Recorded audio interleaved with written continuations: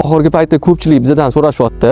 Sotuvga chiqayotgan xonadonlarning ko'chasi va mahallasi to'g'risida ham ozgincha qisqacha videoda ko'rsatib o'tinglar deyishyapti. Bugun kelgan manzilimiz Qibray tumani Guliston mahallasi bo'lyapti. Uch Qahramon postdan 3,5 kilometr o'tganingizda o'ng qo'lingizda Guliston masjidi bo'ladi. Guliston masjidigacha 1 kilometr atrofida joylashgan.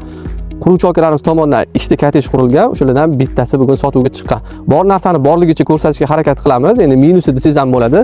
Ko'ryapsizlar, yangi ko'cha, bu yerda asfalt qilish kerak. Yana bitta minusi visakorning o'tgan joy. Endi shu narsaga rozi bo'lib oladiganlar bo'lsa, lekin umumiy holatda joy yomon emas. Yon atrofni ko'radigan bo'lsak, yon tarafida ko'ryapsizlar, xonadonlar bor, odamlar yashab turibdi. Sotuvga chiqqan joyimiz shunisi bo'lyapti, bunisiga odam ko'chib kelgan. Yer maydonini ko'radigan bo'lsak, 202 sotixga joylashgan.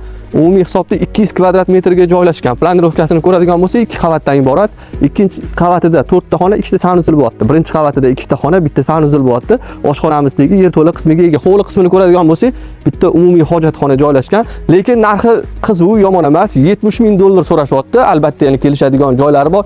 Agar siz Uch Qahramon atrofidan, Guliston mahallasidan xonadon qarayotgan bo'lsangiz, kelib ko'rsangiz bo'ladi. Yon atrofni ko'ringiz, tinch, sokin joylar. Narxiga 70 ming so'rashyapti. Albatta, yana kelishadigan joylar bor. Doimgidek egalar raqamini yozib qo'yamiz. Batafsil to'liqroq ma'lumot olishingiz mumkin. Salomat.